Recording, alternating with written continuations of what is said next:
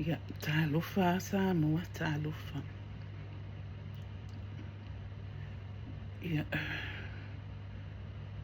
o lea sikama i kaimianga o makamaka akua i le lai mai a le si au mea ola ngai. Samoa, o ke ofo o kou i pe ale kako loko i kangakangi. O le afionga i le ali i pale mia, le sisunga i le la au li o le mali etua. O le pale mia a Samoa, o la u pale mia, o la u pale mia. A o whainga kangaka ia ma sopora sa le awali ia le ai, e whai mai lunga o le o social media. O kalele ma whauwha. O ke e kakawanga i se me kaunga whai kangakangi. O kale e ke e ngongofo i whafo. Le aingi pa u o whai a mo o kou Samoa. Pe a whai o mai moa mai o kou Samoa. Anga a mele whai ngā kau whaleanga i le pale mia. A o le sunga i le la au le on mali etua. O ia lea le waka ika ia le whai ngā ma le atunu. O le kama o le atunu. O ke ofo i kangakangi, o ke ofo a Samoa, o ke ofo le i koko loko. Se iwa ai le whainga o le pale mia le whai ai le kolua le maanga supporters. Ma le au vaenga o mai ia, ai wa ai i whainga o ko mingi. Vai ko mingi le whainga o le awhionga le ali i pale mia. A po o o angi mea le anga, o whai ele susunga i le na aulon mali e tua. Wasa o ngā ka lafo ai e ngika ngaka. E o i le au vaenga i e ko mingi oi. Ka kele fia ka wakua i a wha makalanga lai whai. Na ngai le mawhai e lo umuko ngō kau kala au keiloa. Keiloa ngā wakele ngā sila fia nisi e iai fo inisi lai muli muli o e alo lofa le li pale mia. O keiloa o lo iai fo inisi o muli muli ka ia po ka lame ia ale ali i lea o puloku, pulo waiku. Tulo na le suafa. Lea fo ia wa le vanga au mai le saungoanga whapikoa ale a inga e onga le suafa sala a le alava e whai ala whako o mai o langa o le suafa sala tulo le mamalu o le a inga e au ia le suafa. Pi e kau whaalili. O le mea sa awanga le whai e le awali i e karakara ngō mai i. Pūloku. Kusa o pūlo waiku.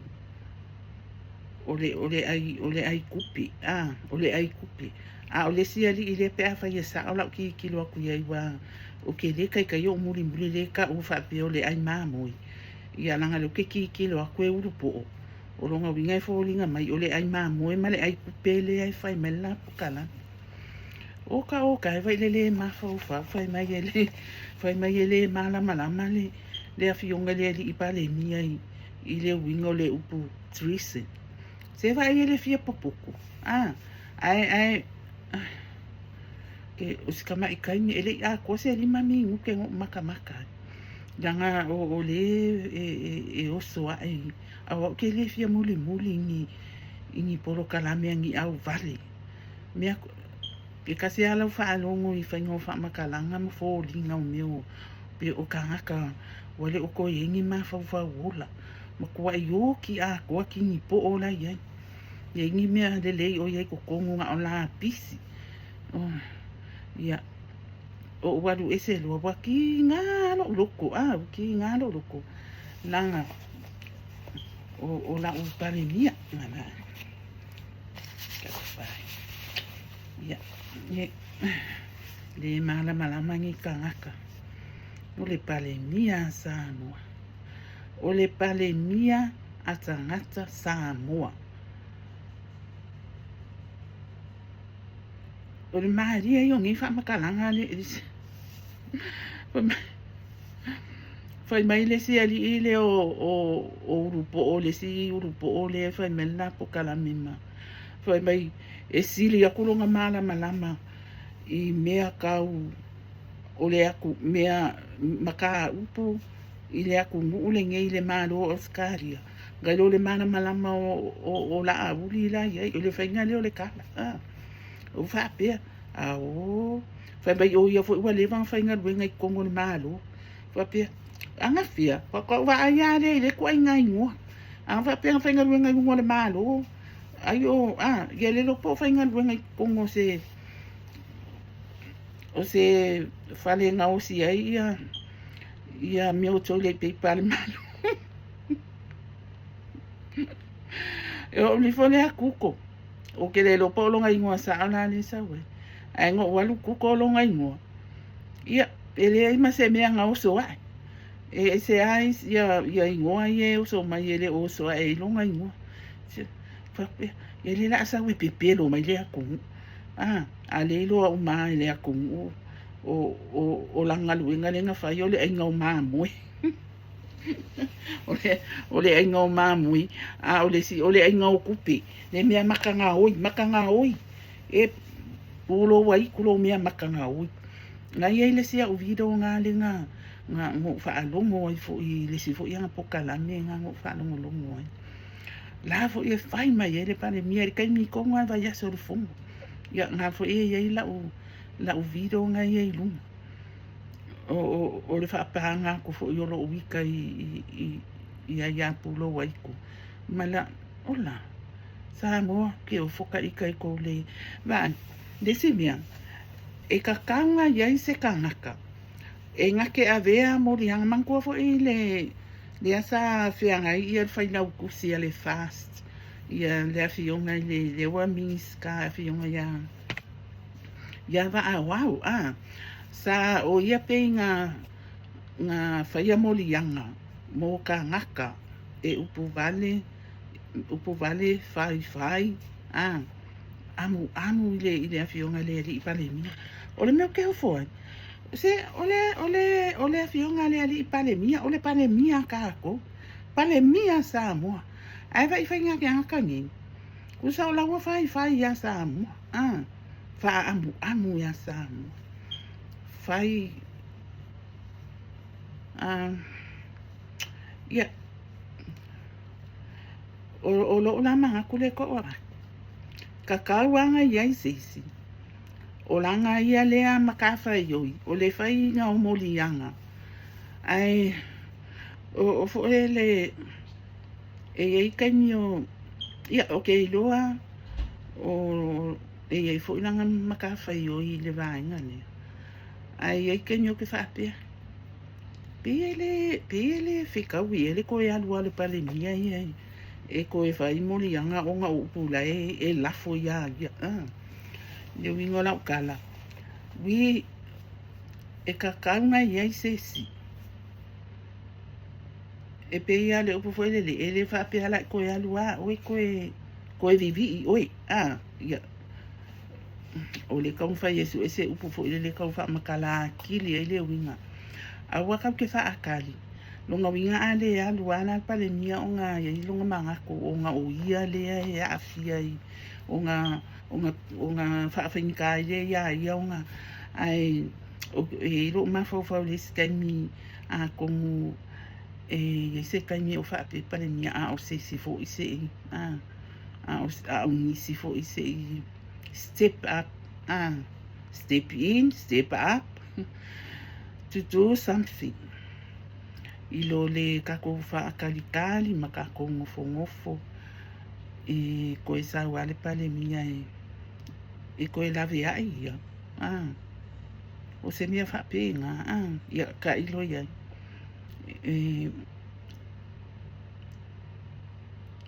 ke o mako yo le fia i mako ki ngalo loko nanga e se ro wa lofa ile afionga i le ali pale mia o ke le lo ni ka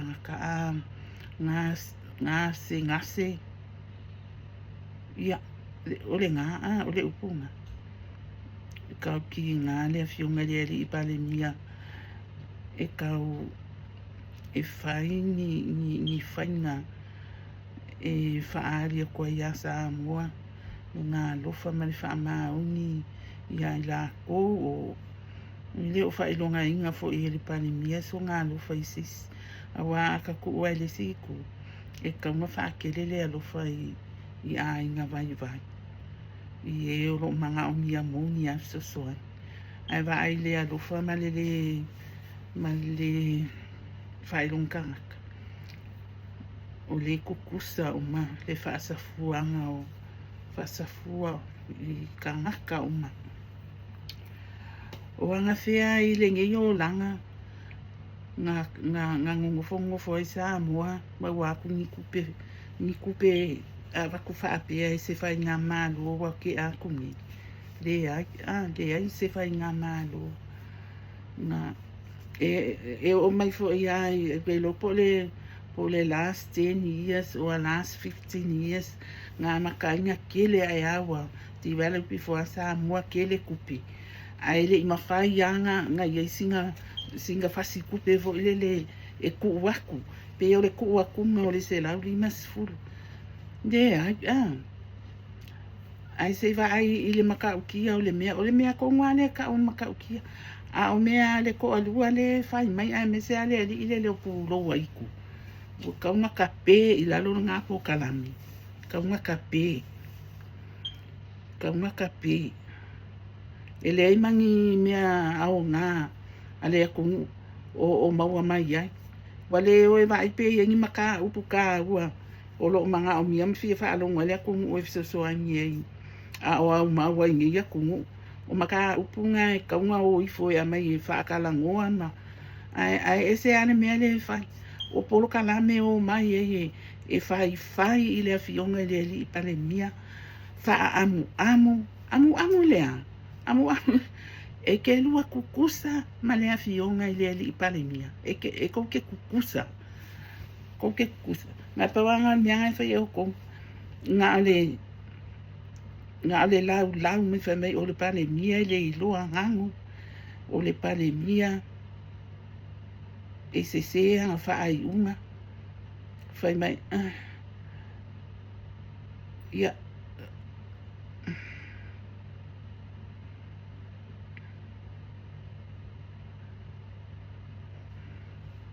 ngō wawe aru e se mai wai e ki apolo ai mana pisi ai mawhawha ke waka pisi a ko ai le kelo le langa pisi lai la fa kum wai mawhawha o i kangaka Samoa o kangaka nge e ko mengi ai whawhek lele ia pe a whai e ke ko mengi ma e whai le ali i pale miama ma e wha amu po o amea ngai wha amu e ko ke fia po poko ai ko ke le mawhaia mea la e whai e le afionga le i pale mia vai o le awa ko ke whesilingi le aka mai o le sunga le la au le mali e toa ia o le whako asa o ngei ia le la au le mali e toa i kongo le poro kiki le whako a pale mia ko ngei a ngafi a ua le vanga kamau a inga le afionga i le ali i pale mia o ngai aka mai o le aka mai ngā Sasina University ai Sasina University whakulala ukala ia o kou ia le ko ke ko mingi ma ko whai upumpe e ko ke wha amu e le ia la le whai o au kala ai ke le ongo foi Samoa e lo ai le ke le o alu e ke kui le kiwe e au mai e lau se lau lima sifuru o inga wakua o inga e mau inga se lau lima sifuru o inga e mau inga se lau lima sifuru ai ka inga nge foi e ngo foi fafo e ko fu ma ka ko ma inga i Samoa e mau kingo a o lai ki wai ia so uso o so kuangi o ngi o nieces mangi o nephews mangi ana ko whahangau le lulu o se lau lima sifuru i o ala me ala inga ko so nga fai umi ani ngai me ko ke fai ole ai ko ke le o nga ko ke le mangi ko me o fai ai nei mangi ko pa ua o fai mo ka Samoa ia o ko le ale o ke fai ko le o ke fai ko mengi ma fai mai o fa amu ma lau le longa se mea oi me o pese no ke le loa ia le ango whalongo ako le i le news i le kaua le fai whalongo ako ai lai i le updates mai a Siatali i fo i le asio kako mai Samoa le au mau i Israelu stama o whaasauina seti ia le nga mention ai la e maka i whau e lua fo ni kai whau ua pipi o meo drones ia nga o le maua ko po ni drones i Iran po ni drone mai o Amerika mai sala ilu ia ua pipi ai la ngai mai le e lua o le mea wala ingo ka ua va inga leo le update si akari lea o nga wo fa pe ma i maua pe anga sefe nga drone ai mai e fa pa ulu o le awali i lo le pepe ai o ngai kai whau e au ngā. Wau ke vai aku i kangaka ia. E popo ko ai kai whau. E whai ei mawhau o kai whau.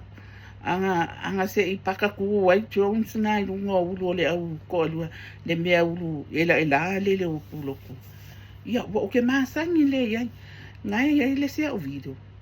Nganga o sea ai. Le si vai nga sa o ale o langa o kangaka ngai o puloku. Whaka o maasangi i kangaka lea.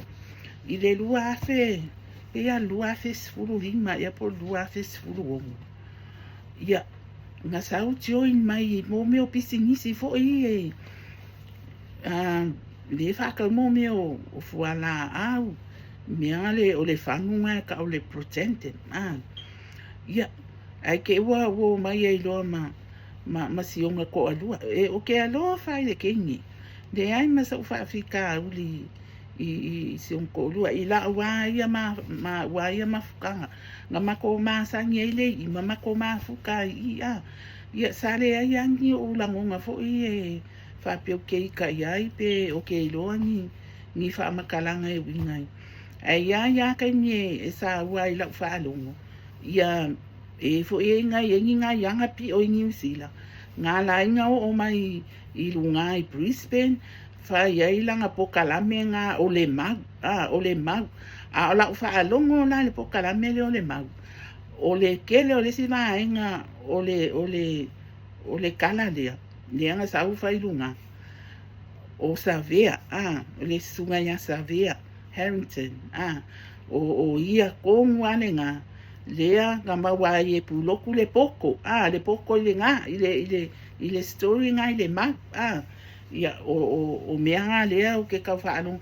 nga sau nga susu mai fo le fionga ia Savea Harrington i ngei ile whainga ai o le show ina ua ai fo ipola fo se mea waku puru nga i Brisbane ai wale koko ngia ka ngaka nga involve ile whainga o le kongo seki lea ia whatever you call it ia me mai lalo me le pong vai ele longa se me mawai foi ia oso le si me mawai foi oso le si ku o Australia o mai lo le nge lo menga na nga ia foi ngoko mai nga su alo ia mai ia le afiunga ia Savea nga mako fe lo ia la ma Savea i le fale o si tinafo sa mako fa ia le fuala au le vai esa le e manga esa Savea ai su me Savea ai le ave longa fale a fa ngofo i le fale o sikinga le a sikinga ele mas ia Savea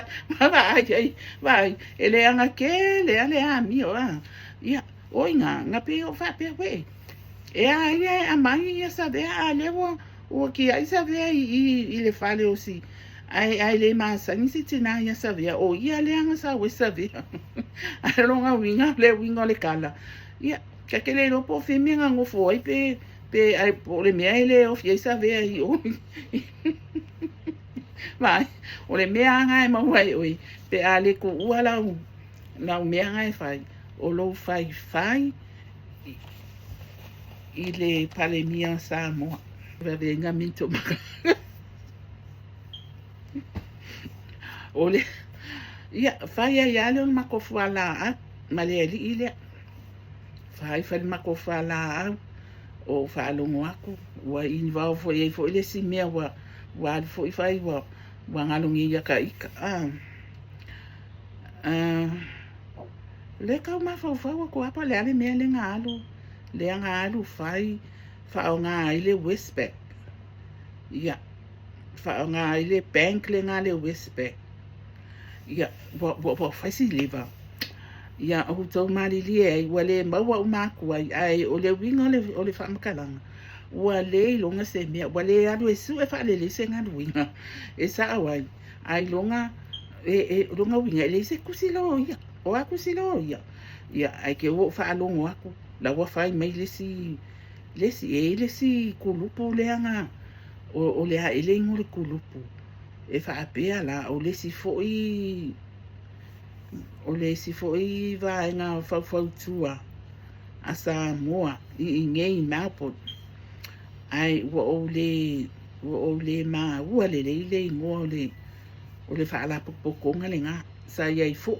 Ia, ai fo ia fo wa male pe po le mea o ia nga alu fai ia se ingi fa makala po le mea o le sa wa o le wa ia le fo fa ku asa mo ingi ana fo manga fo ia le fa ku puse si mea fo se o ka o le fia popular ia e fia popular o le alu so e fa le senga luenga ia o le senga luenga nga le sanga luenga Sanga ma aia ia si kamae mai po le in his face.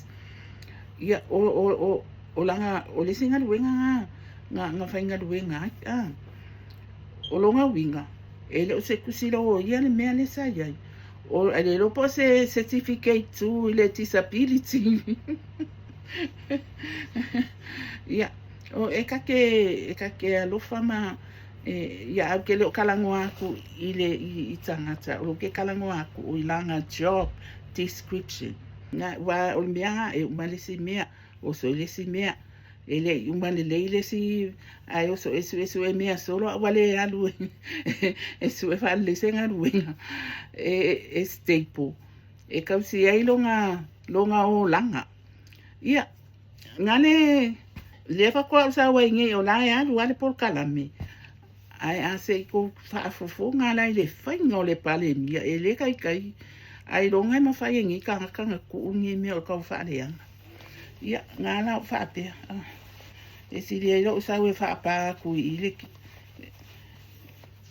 lo le fia o le ai mamoi ma le ai kupe ngai whai mela po kalami ai ko sila ko mengi ngai ai oi awa I le whainga o le ali I pale mia Kalo fai ia lai o ai fai ka fa le anga lai fai ale nga duenga pale mia o le fai o le su e a wala e so ani ai I si o tato watu no ia manga kua pea ia le afionga le ali I pale mia I tatalo ia anapongi ia kalo ia maua pea longa malosi malonga poto male ata mai ia ono sai fo I ngi mau fa makalanga so nga lafo ia ia le awala le e kali aku ai I ngi mafakianga mangi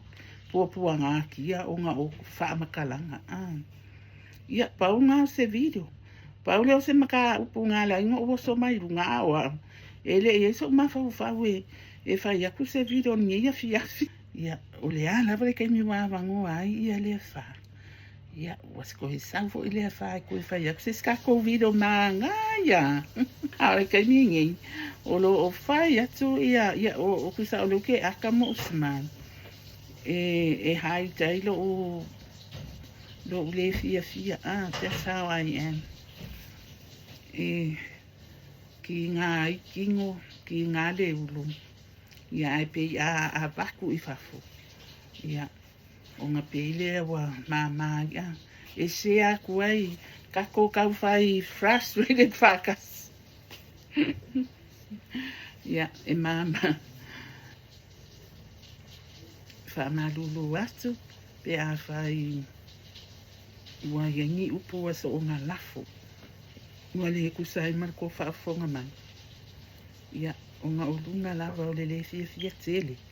I o lo ele ngaka i le ko alua lea.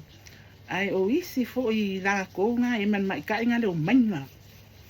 Mainga. Ko valea uma whawhinge ma ki ngā ia ke oi. Ia, alo whatele atu lava. Whaamangalo mai se upua.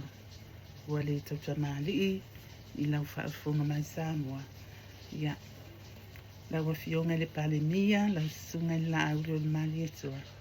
Ia mātou te tatalo pia mō oe, mana tua fu i oe, ana poni, e le whai ngōwhie, lo whia ngā iai ma le wala aunga, o le taitai o le mālo, o le taitai ma le tamā o le atunu. Ia,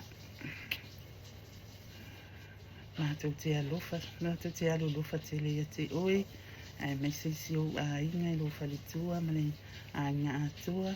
Ia, mātou te alolofa tele ma moli atu fo I le whaamalo, le ngata I lau o Fiona, ai o sui o le a inga kapeneta, whai pule o mai tonu le pane mene. Ia, whaamalo la, whaamalo, whaasilisili. Mo o tau umaolo o lango ina le malo. O tau olo o tonu le pale mene ma wala au ina. E o tau malo e whai masui. Leo o tau malo I tau tonu o le pale mene a Samoa. Ia. E, waka, pika kele lava ia luka le fia. Ia alo whatele atu lava. Whamanuia le atua si o tatou watunuu. Ia, o se upu na, o se vaivainga mai a le wha. Mai nei I Australia. Ia, so wha saifua.